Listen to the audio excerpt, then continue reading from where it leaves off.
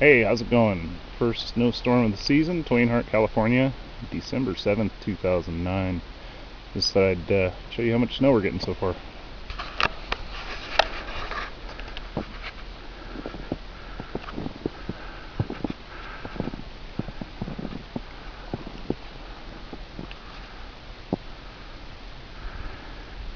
Standing down at the park and the golf course.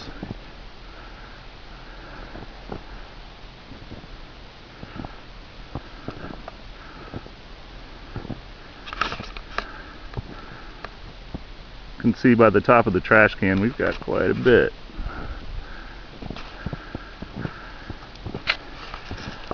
And of course it's still coming down. There's a winter storm warning in effect for another 6 hours, so we could get a lot of snow. Anyway, see ya.